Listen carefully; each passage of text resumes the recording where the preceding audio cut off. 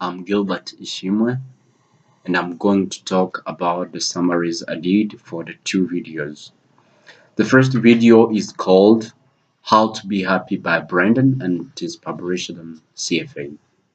In this video, Brandon says that to be happy depends on how we perceive the past, the present, and the future.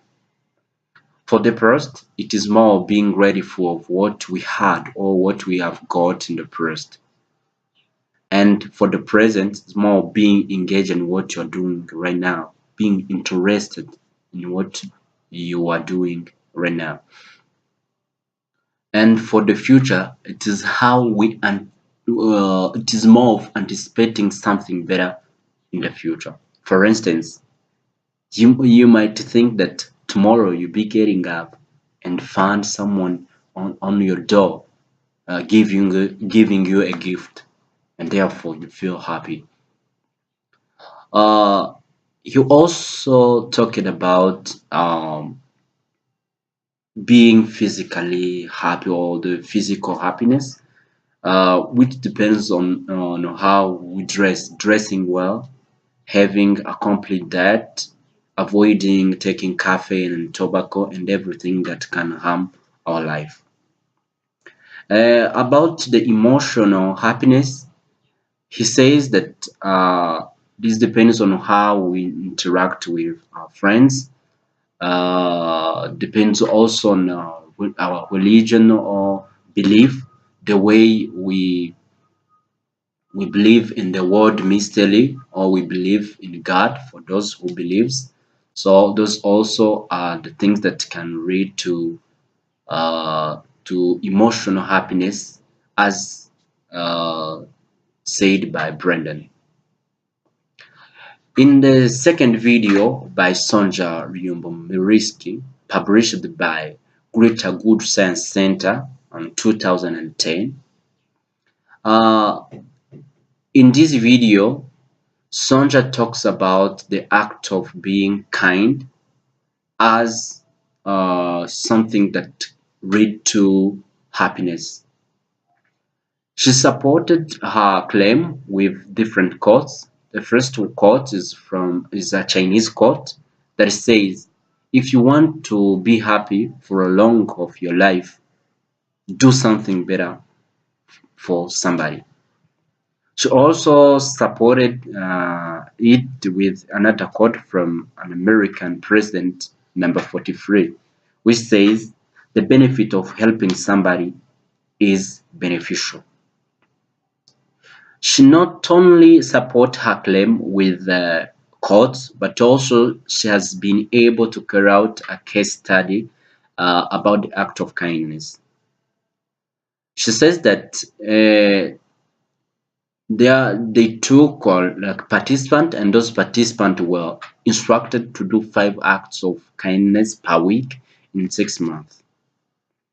In the video, she mentioned different some of the acts performed. Some of them are, one says that he bought a brother comic book. Another, he offered to take a friend to the airport. Another, he bought a homeless man a hooper. And the last one, which is somewhat interesting, is that one told the professor, "Thank you." So in this experiment, Son just shows like a graph where we have the like change in helping, and here you have people under control, single day, then in different days. And as is visible on the chart, and people under control helped less, and because they were like busy or having a lot to do, as said Sonja. But in single day and in different days, they helped more. As findings, also those people under control helped less, and then a single day helped more. So this means that Sonja's experiment was successful. Now, Sonja says that her experiment has been successful because people in a single day has helped more. So with the act of kindness, it is with act of kindness we're happy.